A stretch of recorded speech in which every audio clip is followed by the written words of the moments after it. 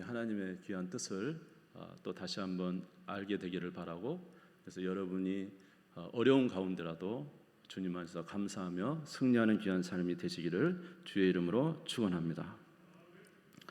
자, 오늘 사도행전 16장 6절에서 10절 말씀을 읽었는데, 이제 사도 바울의 1차 전도 여행이 끝나고 2차 전도 여행이 시작되는 그 순간입니다.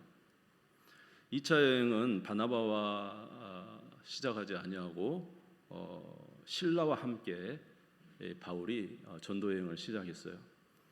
그래서 안디옥을 출발해서 이제 북쪽을 지나서 1차 전도 여행을 했던 그곳에 이르러서 그곳에서 과거에 지내왔던 그 교회들을 둘러보고 있습니다. 과거에 1차 여행 때 둘러봤던 교회들은 바로 비시디아 안디옥과 이고니온과 루스드라와 더베 교회였어요. 이곳에서 하나님께서는 놀라운 역사를 일으키시고 기적을 일으키셔서 많은 이방인들이 또는 유대인들이 이 바울이 전한 복음을 듣고 믿음으로 반응해서 교회가 세워지게 된 것입니다. 하나님께서 너무 놀랍게 역사하셨기 때문에 바울은 이곳을 찾아가면서도 아마 굉장히 마음이 뛰었을 거라고 생각이 돼요. 특별히 이곳에 보면은 루스드라라는 지역에서는 그 디모데를 만나게 됩니다. 여러분 디모데 아시죠? 디모데 전후서 바울의 이제 제자가 수제자가 되겠죠. 예, 그래서 이렇게 이제 선교 여행을 시작하게 되는데 바로 이제 바울과 그리고 실라와 디모데가 함께 제 2차 선교 여행을 시작하려고 하고 있는 것입니다. 그래서 2차 여행을 지금 본격적으로 시작하고 하려고 하고 있는데, 바울은 이미 1차 여행을 안디옥 교회를 출발하면서부터 이미 바울의 마음에는 정말로 자기가 바라는, 정말로 소원하는 것이 있었어요. 내가 꼭 이 일을 이루고 싶다라는 게 있었어요. 그것은 바로 이 아시아 지방, 터키 지방을 전체적으로 다 복음화 시키는 것이었습니다. 자, 우리 오늘 그 사진을 화면을 사진을 한번 띄워줄 수 있습니까? 네. 제가 평소에 안 하던 일을 좀 하겠습니다. 여러분 이해해 주시기 바랍니다. 네. 지금 설명을 좀 하겠습니다. 사도 바울의 1차 전도 여행지는 어디냐면, 이곳에 보시면 비시디아 안디옥 있죠? 그리고 이고니온, 루스드라, 더베입니다. 여러분 지금 이게 지중해입니다. 지중해. 이해가 되시죠? 예, 지중해고 여기가 지금 현재는 터키 지역이죠. 예루살렘이 여기 있습니다. 그리고 안디옥 교회, 첫 이방인 교회 안디옥 교회. 여기서부터 안디옥 교회에서 바울과 바나바를 성령이 감동되어서 파송했죠.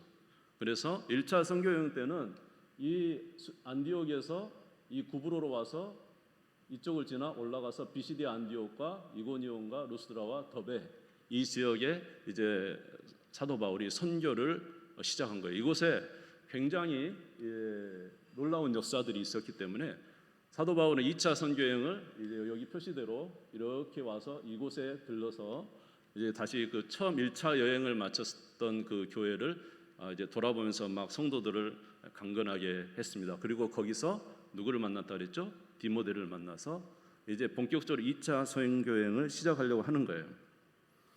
그런데 2차 선교 여행을 시작하려고 하는데 놀랍게도 오늘 본문의 말씀에 보면은 하나님께서 그 선교 여행에 바울과 바나바가 가려고 하는 그 지역을 막았다는 것입니다. 자, 사도행전 16장 6절 한번 보겠습니다. 오늘 그냥 화면은 놔두시고 성경을 보시면 되겠습니다. 성경 펴져 있으니까 16장 6절을 같이 읽겠습니다. 시작. 성령이 아시아에서 말씀을 전하지 못하게 하시거늘 그들이 부르기아와 갈라디아 땅에 다녀가. 네, 성령께서 아시아에서 말씀을 전하지 못하게 하셨다라는 것입니다. 지금 아시아는 지금 우리가 말하는 지금 이쪽 아시아를 말하는 게 아니고 이 소아시아 이쪽을 말하는 것입니다. 이쪽. 여기 지금 지도가 보이십니까? 이렇게 터키, 예, 여기 지중해고 여기가 이집트고 예루살렘이고 안디옥이 그렇습니다. 그래서 여기를 소아시아 지역을 향해서 가려고 했는데 오늘 본문 말씀에 보니까 성령이 아시아로 가는 것을 막았다라고 말씀을 하고 계셔요. 바울의 목적은 뭐냐면 바울은 바로 이 지금 여기 이 통째로 다 복음화시키는 게 목적이에요. 이미 1차 선교여행 때 놀라운 하나님의 역사가 있었기 때문에 바울은 큰 뜻을 품었습니다. 그래서 이 터키 지역, 아시아 지역을 전체적으로 복음화시키는 게 목적이었는데 그래서 첫 번째로 가고 싶은 이 남쪽 소아시아 지역에 에베소로 가고 싶었어요. 저 에베소는 엄청나게 큰 도시예요. 남쪽에 대표되는 도시이기 때문에 저곳을 복음으로 점령하면 남쪽이 다 복음화가 될 것이라는 확신 이제 그런 마음이 있었기 때문에 남쪽으로 가려고 했다는 것입니다. 그래서 이 아시아로 가려고 했는데 놀랍게도 성령이 그것을 막으셨다는 거예요. 그래서 바울은 어쩔 수 없이 이제 이 위쪽을 향해서 갑니다. 성경에 보면은 그 지역을 부르기아 갈라디아 지역이라고 했습니다. 그리고 갈라디아 이제 부르기아와 갈라디아 지역을 지나서 어디에 도착했냐면 여기 무시아 있죠. 무시아에 도착을 했습니다. 이 무시아는 길이 두 가지로 나 있어요. 위쪽 북쪽으로 나는 길과 서쪽으로 가는 드로아로 가는 두 길이 나 있었어요. 그래서 바울은 목적이 이곳에 복음을 전하는 거기 때문에 남쪽이 안 됐다면 이제 북쪽으로 가겠다는 생각을 한 것이죠. 그 북쪽이 바로 비두니아입니다. 지금 기록은 안 돼 있네요. 그래서 이 무시아에서 비두니아로 북쪽으로 가려고 복음을 전파해서 이쪽을 복음화하려고 가려고 하는데 우리 사도행전 16장 7절을 읽겠습니다. 같이 한번 읽어보겠습니다. 시작. 무시아 앞에 이르러 비두니아로 가고자 애쓰되 예수의 영이 허락하지 아니하시는지라. 남쪽을 가서 복음을 전파하려고 그래서 에베소를 가려고 결정을 했는데 예수의 영이 성령이 막으셨고 그래서 가다가 이제 그럼 남쪽이 아니라 북쪽으로 가야 되겠다 하고 무시아 앞에 가서 이제 갈림길 속에서 비두니아로 북쪽을 향해 가려고 했는데 그런데 거기서도 예수의 영이 허락하지 아니하시는 거예요. 이게 바울이 생각할 때는 정말로 당황하지 않을 수가 없는 겁니다. 남쪽도 막히고 북쪽도 막혔으니 자기가 세운 계획인 아시아에 복음 전하는 것이 이제 어떻게 해야 될지를 모르고 있는 거예요. 그래서 이제 유일한 길은 무슨 길밖에 없죠? 다시 화면에 띄워주시면 그냥 띄워놓으셔도 되는데 잠깐. 네, 이제는 남쪽도 막히고 북쪽도 막히기 때문에 서쪽만 남았죠. 서쪽으로 쭉 가서 이제 해변가 드로아에 도착하게 된 거예요. 사도행전 16장 8절에 보면 무시아를 지나 드로아로 내려갔습니다. 여러분 해변가는 이제 더 이상 끝입니다. 막다른 곳이에요. 더 이상 이제 움직일 수 없는 그런 곳이에요. 이제 해변가로 오게 된 거예요. 그런데 이렇게 자기가 원하는 곳은 계속적으로 막히고 또 이제 서쪽으로 와서 드로아에 도착하게 됐는데 놀라운 것은 이 비시디 안독부터 드로아까지 가는 길 동안에 하나님께서 전혀 반응을 안 하신다는 거예요. 왜 그 길을 막으셨는지 도대체 하나님의 뜻이 무엇인지 그것을 말씀해 주시지 않았다는 것입니다. 여러분 이 지금 비시디 안독에서 여기까지 길이는 우리가 볼 때는 그냥 지도로 보기 때문에 얼마 안 되지만 그 길이가 644km입니다. 644km. 여러분 제가 보니까 우리 장흥에서 서울 톨게이트까지 350km더라고요. 그러면 644km면 서울을 왕복하는 거리예요. 서울 왕복하는 거리. 예. 그런데 지금은 차 타고 휙 가면 3시간, 4시간 만에 가지만 이때 당시에는 차가 없어요. 뭘로 갔을까요? 걸어갔죠. 여러분 걸어서 644km를 걸어갔다면 얼마나 오랜 시간 걸어갔겠습니까? 네? 그런데 그렇게 오랜 시간 걸어가는데도 도대체 하나님께서 왜 이 남쪽도 막고 북쪽도 막고 왜 이 오랜 시간을 걸어감에도 불구하고 하나님이 자기의 뜻을 말씀해 주시지 않는 거예요. 이게 너무 좀 당황스럽고 자기 계획이 다 이제 무산되어져 가는 것이 되었고 결국은 해변가 끝에 이제 도착하게 된 것입니다. 여러분, 우리의 삶에도 하나님은 우리가 원하시지 않는 길로 인도하신 적이 있습니다. 또 우리가 전혀 생각지도 못한 길로 하나님이 인도하시는 때가 있어요. 왜 하나님이 우리의 인생을 이 길로 걷게 하시는지에 대해서 전혀 감을 잡을 수 없을 때도 있어요. 그런데 그 길이 때로는 너무 오래 걸려요. 금방 그런 일들이 있고 나서 금방 하나님께서 왜 그렇게 하셨는지에 대해서 알려주시면 좋겠는데 하나님께서 그것을 전혀 알려주지 않는 경우가 있는 것입니다.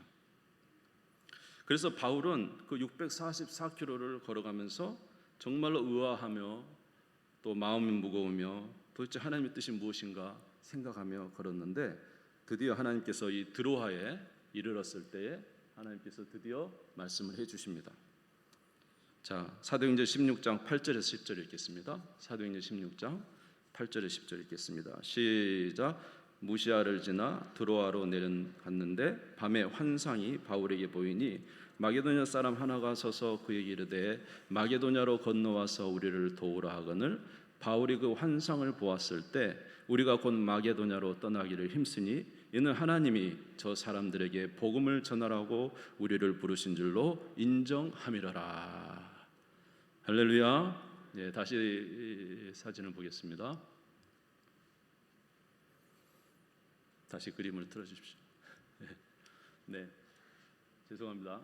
자, 우리 드로아에 있는데 여기서 드로아에 도착하니까 640km를 걸어서 와서 드로아에 도착하니까 그날 밤에 하나님께서 환상을 보여주셨는데 무슨 환상을 보여주시냐면 여기 이 터키가 아니라 바로 이 아테네가 있고 고린도가 있고 이쪽에 있는 마게도냐와 아가야 지방에 있는 이곳에 마게도냐에서 환상이 보이는데 어떤 사람이 바울에게 이렇게 손짓하면서 우리를 와서 좀 도와주라고 우리에게 좀 구원의 은혜를 알려주라고 하면서 막 손을 흔드는 거예요. 그때서 이제 바울이 안 거예요. 아, 하나님이 이곳에 복음을 전하라고 하는 게 아니라 지금 이곳에 넘어와서 복음을 전하라고 하는구나. 나는 이곳에 복음을 전하는 게 뜻이었는데 하나님의 뜻은 바로 이곳으로 가는 것이 하나님의 뜻이구나 라는 것을 이제 그때 깨닫게 됐다는 것입니다. 그런데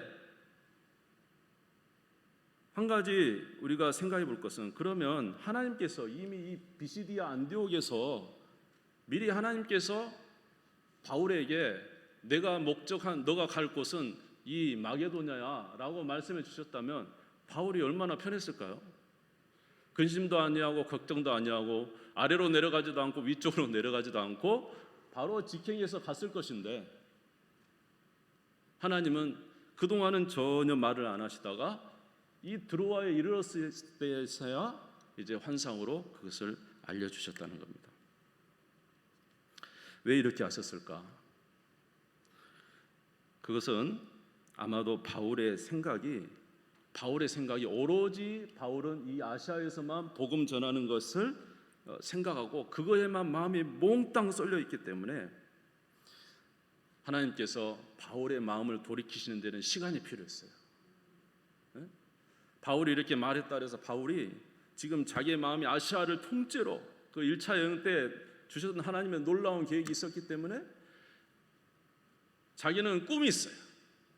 이 아시아 지역을 다 내가 복음화시키라는 그 강력한 마음이 있었기 때문에 하나님께서 이 바울의 마음을 돌이키는 데는 시간이 필요했습니다.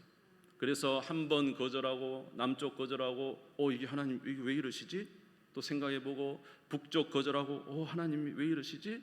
이렇게 생각해보고 600km를 걸어가면서 이제는 생각하고 또 생각하고 내가 무엇이 잘못됐는가 생각하고 도대체 하나님의 뜻은 무엇인가 생각하고 이렇게 계속 생각하다가 이제 드디어 드로아에 이르렀을 때 하나님이 자기 뜻을 알려주었을 때 바울이 하나님의 뜻을 받아들일 수가 있었다는 거예요. 무슨 말인지 이해가 되십니까? 여러분, 이스라엘 백성들이 애굽에서 모세를 통해서 애굽에서 탈출했습니다. 그런데 하나님께서 이스라엘 백성들 곧장 가까운 가나안으로 가는 이 편한 길로 인도하시지 않고 하나님이 이스라엘 백성들을 광야 40년 동안 광야에서 생활하게 하십니다. 그 이유는 뭐냐면 이스라엘 백성들은 애굽에서 400년간 노예 생활하면서 노예의 근성이 그대로 들어있어요. 그래서 하나님을 신뢰하는 거나 하나님을 의지하는 이런 것은 되어 있지 않아요. 모세를 통해서 비록 애굽에서 나왔지만 말입니다. 그렇기 때문에 하나님께서 광야에서 40년 동안 이스라엘 백성들이 그 광야에서 하늘에서 먹을 것을 내려주시면서 하나님의 살아계심을 알려주시고, 광야에서 물이 없을 때 반석을 통해서 물을 내시면서 하나님의 살아계심을 나타내 주시고, 갖가지 전쟁의 어려움 속에서도 그들이 기도할 때 하나님께서 놀랍게 역사하셔서 전쟁을 이기게 하시는, 자기 힘이 아니라 하나님의 능력으로 전쟁을 이기게 하시는 그런 경험을 하게 하셔서 결국은 나중에 누구를 신뢰하게 됩니까? 하나님을 신뢰하게 되고 하나님을 믿게 되는데 40년이 걸린 거예요. 그리고 나서 그때야 그들을 어디로 보내는 거죠? 가나안 땅에 보내서 전쟁하여 가나안을 취하게 하시는 것입니다. 하나님은 우리가 하나님의 뜻을 받아들일 수 있도록 계속적으로 하나님은 일하고 계시면서 준비하고 계시는 거예요. 한순간이 아니라 우리의 마음이 그렇게 잘 바뀌기가 어려운가 봐요. 그렇기 때문에 하나님은 계속 그 일들을 행해 가시는 것을 우리가 알 수가 있습니다.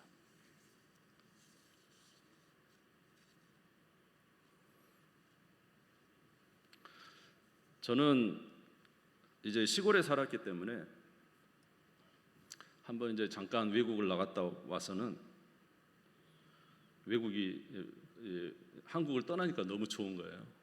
한국을 떠나보니까 외국이 너무 좋아요. 네. 그리고 크고 벌써 이제 수십 년 전이기 때문에, 어렸을 때이기 때문에 그때만 해도 참 그 우리나라 열풍이 있었지 않습니까?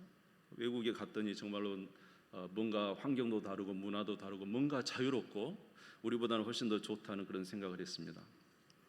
그래서 그때부터 저는 이렇게 외국에 가서 살고 싶다라는 그런 생각을 참 많이 했어요. 그런데 그런 생각을 가졌는데 또 공교롭게도 하나님께서 그때 저를 부르셨습니다. 또 한국에 들어와 있는데, 그러면서 저에게 이제 주의 길을 가도록 하나님께서 부름이 있어서 신대원을 갔습니다. 그래서 신대원을 가서 이제 전도사 생활을 하게 되는데, 하나님께서 저를 첫 번째 보내신 곳이 어디냐면 이제 첫 번째 보내신 것이 목포입니다. 목포.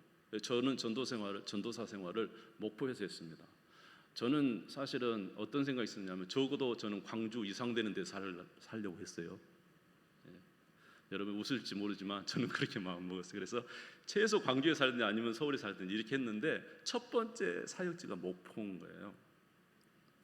그래서 그곳에서 전도사 생활을 잘 이렇게 이제 하고 있는데 하나님께서 이제 그 생활이 맞춰지니까 저를 또 옮기신 거예요. 어디로 옮겼을까요? 장흥으로 옮겼습니다. 그래서 제가 이 교회 부목사로 온 거 아닙니까? 네? 장흥으로 왔어요. 그래서 여기서 또 5년간 이제 부목사 생활을 하고 있었는데 이제 또 부목사 생활이 맞춰지니까 또 하나님 저를 옮기셨어요. 어디로 옮겼냐면 진도로 진도로. 섬 진도로 옮겼습니다. 근데 진도읍도 아니고 저 진도 안에 있는 이제 석교라는 면단에 있는 그곳으로 보내셨어요. 그러면 그렇게 작은 시골에 가면 생활이 굉장히 편해야 되잖아요. 물론 좋은 점도 있었지만은 어려운 점도 참 있었습니다. 그래서 하루는 제가 그 진도에서 하나님 앞에 이제 기도하면서 하나님께 여쭤봤어요. 하나님, 저는 이렇게 좀 외국 같은데 큰 나라 가서 저도 그렇게 생활하고 저도 좀 이렇게 좀 그렇게 좀 활달하게 내 인생을 살고 싶은데 하나님 왜 저를 목포로 보내시더니 장어로 보내시더니 진도로 보내십니까? 그리고 그 진도가 편한 것도 아니고 힘든 것도 있어요. 그래서 아니 왜 또 이렇게 힘들게 하십니까? 그러면서 하나님께 한 기도를 한 적이 있어요. 그랬더니 주님께서 저에게 이런 말씀을 하시는 것 같더라고요. 야, 너는 나를 위해서 살겠다고 너가 다짐을 했잖아. 더군다나 너는 나를 위해서 살겠다고 다짐하고 더군다나 너는 교육자 길을 걷고 있잖아. 그런데 너는 지금도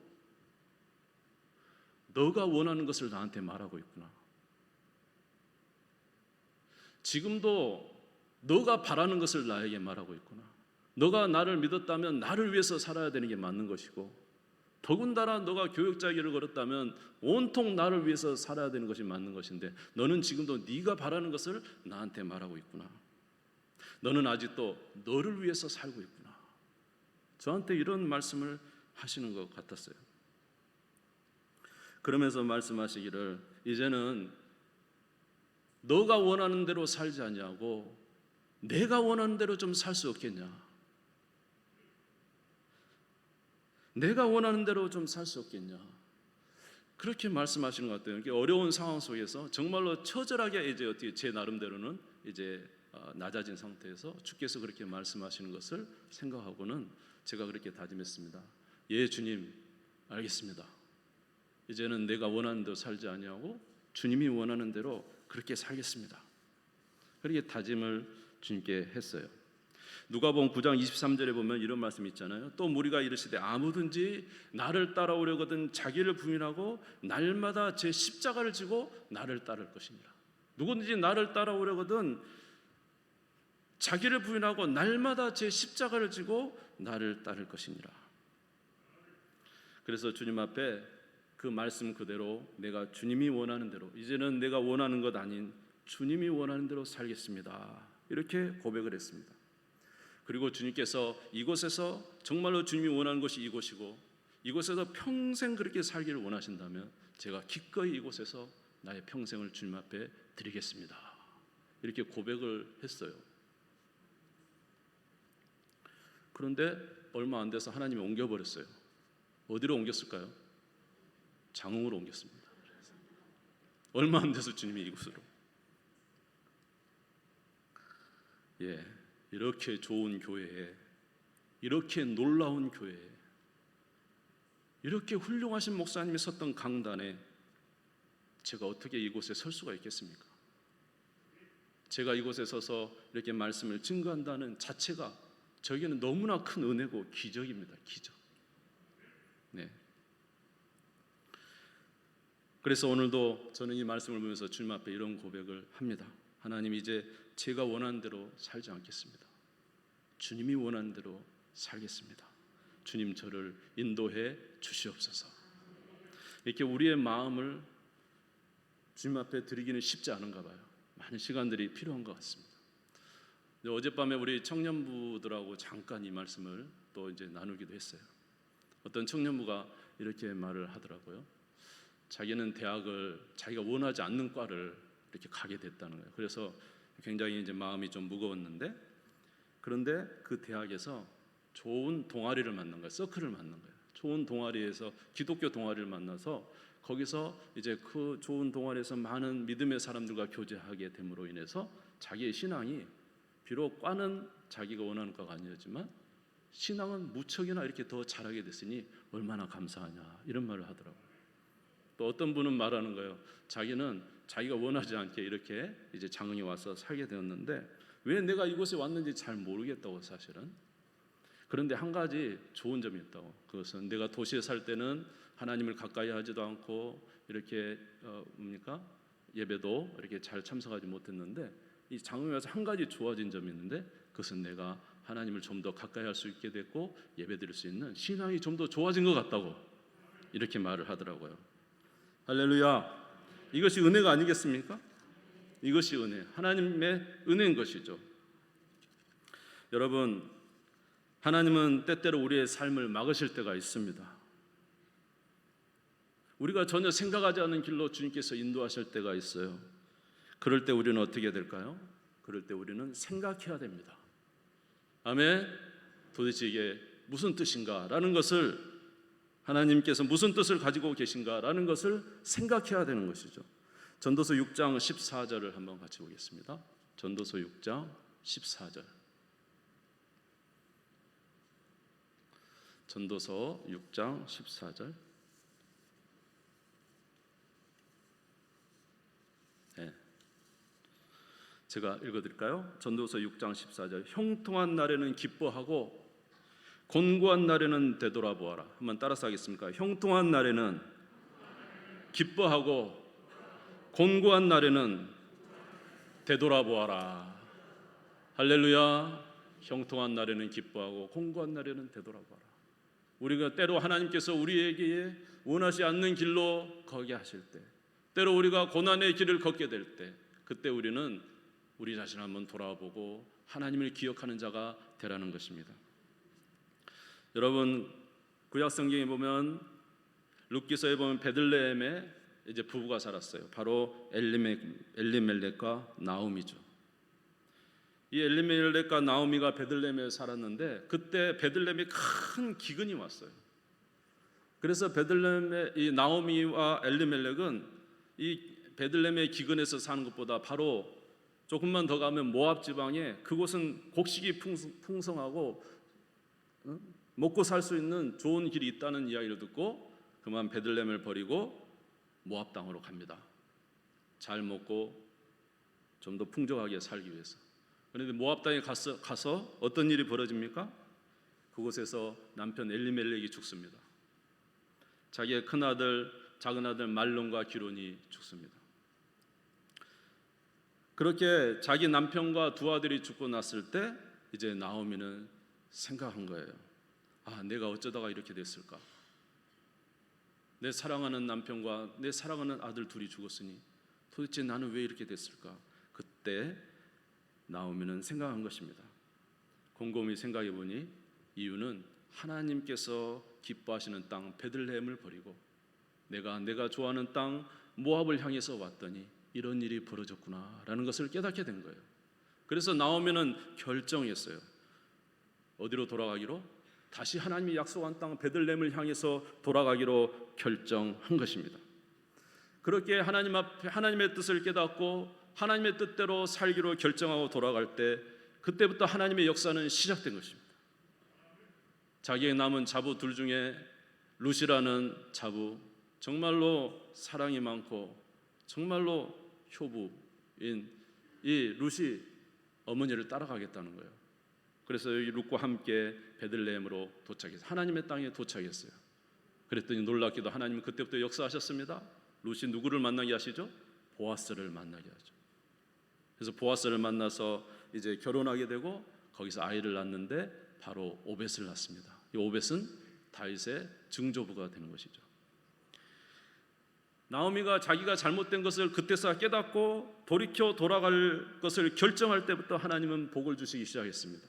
그의 삶이 풀려지기 시작했어요. 놀라운 회복의 역사가 일어나기 시작한 거예요. 그것뿐만 아니라 이 룻과 나오미는 다윗의 계보에 들어간 거예요. 다윗의 조상이 됐잖아요. 다윗의 계보에 들어가게 되고 심지어 누구의 계보에 들어갑니까? 예수 그리스도의 계보 족보에 올라가게 되는 것입니다. 놀라운 역사가 있게 되는 것입니다. 바울은 하나님의 뜻이, 자기의 뜻은 아시아 지역을 전도하는 것이지만 하나님의 뜻은 그것이 아니라 저 마게도냐 유럽을 복음하는 것이 하나님의 뜻이라는 것을 알게 됨부터 바울은 열심으로 하나님의 뜻을 쫓아 따라갔습니다. 사실 이 마게도냐 지역, 아테네가 있는 지역, 이 지역은 복음 전하기가 굉장히 어렵습니다. 사실 왜냐하면 문화가 이미 틀려. 이쪽은 동양이고 이쪽은 서양이기 때문에 여기 유럽입니다. 그렇기 때문에 자기가 지냈던 문화하고는 정말로 다른 문화가 이곳에는 펼쳐지고 있는 거예요. 그리고 이곳과 다르게 이곳에서는 여러분이 잘 아신 대로 그리스 로마 신화가 아주 창궐해 있는 곳이기 때문에 우상이 엄청난 곳이고, 또 여러분도 잘 아시지만 이곳에는 철학이 대단한, 아테네에서 유명한 철학자들이 다 나왔지 않습니까? 그 철학이, 헬라 문학이 자리를 잡고 있는 이곳에 하나님이 그곳으로 보내신다는 생각을 할 때 바울은 사실 떨었습니다. 그래서 고린도전서 2장 3절에 보면은 내가 너희들 가운데 거하면서 굉장히 두려워하고 떨었다고 말씀했어요. 바울은 주의 복음을 전하는 일이 쉽지 않았어요. 그럼에도 불구하고 하나님의 뜻이 그곳이라는 사실을 알고 도전하며 나아갔던 거예요. 누구를 의지해서요? 성령을 의지해서, 하나님을 의지해서 나갔던 것입니다. 아멘. 이제 자기 계획이 아니에요. 누구 뜻이죠? 하나님의 뜻대로 사이로 작정한 거예요. 이미 그전에도 했지만 모든 것을 하나님의 뜻에 맡기는 거예요. 그래서 우리가 지난 금요일에 봤지만 빌립보 감옥에서 자기는 얼마든지 자기를 보호할 수 있는 개인적인 힘이 있었지만은 하나님 성령이 원하지 않을 때 자기는 참고 견뎠습니다. 그로 인해서 하나님은 빌립보에 교회를 세우셨죠.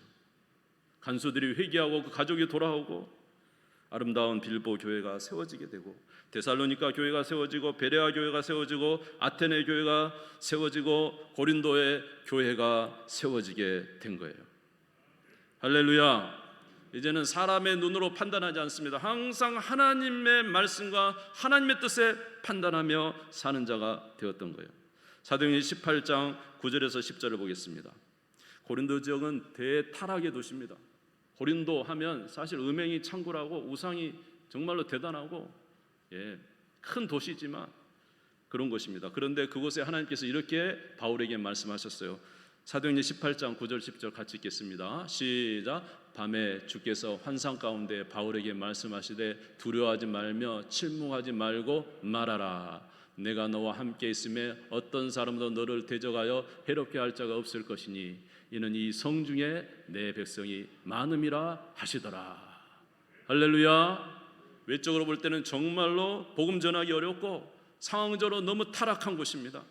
그럼에도 불구하고 하나님이 이곳에 내 백성이 많도다 하는 말씀을 듣고 이곳에서 1년 반 동안 사도 바울은 계속적으로 주의 복음을 최선을 다해서 전했습니다. 그런데 그곳에 우리가 고린도 전후서가 기록되는 고린도 교회가 세워지게 됐어요. 은사가 충만하고 부족한 점도 많았지만은 놀라운 하나님의 은혜가 있는 그 교회가 세워진 거예요. 많은 영혼들이 구원받게 된 거예요. 그래서 하나님께서 역사하신 이것을 보고 사도 바울은 하나님 앞에 감사의 서원을 올렸습니다. 사도행전 18장 18절 읽겠습니다. 18장 18절 시작. 바울은 더 여러 날 머물다가 형제들과 작별하고 배 타고 수리하러 떠나갈새 브리스길라와 아굴라도 함께하더라. 바울이 일찍이 서원이 있었으므로 갱그리아에서 머리를 깎았더라. 갱그리아에서 머리를 깎았다는 건 뭐냐면 하나님의 약속대로 이 백성이 많다라는 하나님의 약속대로 자기가 믿음으로 행했더니 정말로 고린도 지역과 그 지역의 많은 영혼들이 하나님의 말씀대로 이루어진 것을 보므로 자기는 감사의 머리를 깎은 거예요. 하나님이 소원을 약속을 이루어주셨다는 그 은혜의 감사에 소원의 머리를 깎았다는 것입니다. 할렐루야. 하나님은 약속하신 것을 이루시는 분인 줄을 믿습니다. 그리고 바울은 이제 이 고린도 지역에서 어디를 보게 됩니까? 바로 로마의 비전을 갖게 된 거죠. 사도행전 19장 21절입니다. 사도행전 19장 21절 마지막으로 읽겠습니다. 시작. 이 일이 있은 후에 바울이 마게도냐와 아가야를 거쳐 예루살렘에 가기로 작정하여 이르되 내가 거기 갔다가 후에 로마도 보아야 하리라 하고. 할렐루야. 우리 하나님은 어디까지 보고 계십니까? 로마까지 보고 계신 거예요. 바울은 로마로 가서 복음을 전해서 오늘 우리에게 그 복음이 여기까지 전파된 것입니다. 할렐루야. 때때로 하나님은 우리 길을 막으시지만 낙심하지 마시기 바랍니다. 하나님이 때때로 우리에게 원하시지 않는 길을 가게 할 때도 불평하지 마시기 바랍니다. 그 안에는 하나님의 오묘하고 깊으신 뜻이 있습니다. 우리를 향한 놀라운 하나님의 생각이 있습니다. 우리가 그것을 발견하지 못할 뿐이죠. 그러나 우리가 하나님의 뜻을 발견하게 되면 우리는 기뻐 춤출 수 있습니다. 이제 우리는 우리의 비전이 아니라 우리의 소망이 아니라 누구의 소망을 갖게 될까요? 하나님의 소망을 갖게 됩니다. 우리의 생각과는 정말로 그 크기와 사이즈가 비교할 수 없을 만큼 하나님은 놀라운 소망과 비전을 가지고 계세요. 그래서 우리가 그걸 깨닫게 된다면 우리는 오히려 기뻐 춤출 수 있는 것입니다. 여러분, 환난을 당하거든 길이 막히거든 생각하시기 바랍니다. 하나님을 기억하시기 바랍니다. 하나님의 뜻을 분별하는 저와 여러분 되시기를 주의 이름으로 축원합니다. 기도하겠습니다. 우리 주님 세우고 잠시 기도하겠습니다. 하나님, 우리에게 은혜를 베풀어 주소서. 우리는 연약합니다. 하나님이 우리를 향해서 이렇게 선하신 뜻이 계심에도 우리는 잘 알지 못합니다. 주여 우리로 깨닫게 해 주옵소서. 주의 비전을 보게 하소서. 주의 꿈을 보게 하소서. 바울처럼 그 은혜 가운데 달려가는 저희들이 될 수 있도록 도와주시옵소서. 우리 주님 세움 부르짖고 잠시 기도하겠습니다. 주여, 주여, 주여. 우리 하나님 아버지, 주님의 은혜와 사랑을 감사합니다. 오늘도 하나님의 귀한 말씀을 통해서 우리에게 하나님의 뜻을 알려주시니 감사합니다. 우리의 생각보다 훨씬 크신 하나님은, 우리가 생각한 것보다 훨씬 앞서가신 하나님은 이미 많은 것을 계획하고 준비하고 계십니다. 우리는 아직도 우리의 생각을 가지고 이것이 옳다고 주장하고 있지만, 하나님 오늘도 너희는 나를 바라보라고 말씀하고 계십니다. 내가 너희를 위하여 준비한 것을 보라고 주께서 말씀하십니다. 내가 너희를 위하여 예비한 것을 기억하라고 주님께서 말씀하여 주십니다. 오늘 우리가 우리의 아버지 모든 고집을 내려놓고 우리의 생각을 내려놓고 오늘 하나님을 바라보게 하옵소서. 이 환난 많고 고난 많은 때에더라도 더욱더욱 주님을 바라보게 하소서. 주님을 기억하게 하소서. 주님의 뜻을 분별하게 하소서. 믿음으로 살아가는 저희들이 될 수 있도록 주님 역사하시며 은혜 베풀어 주시옵소서. 하나님, 주님의 은혜와 사랑을 감사합니다. 주님 사랑합니다. 주 뜻 안에 살아가는 저희들이 되기를 원합니다. 주 안에서 꿈을 보기를 원합니다. 비전을 보기를 원합니다. 하나님의 놀라운 계획을 알기를 원합니다. 주여 역사하여 주시옵소서.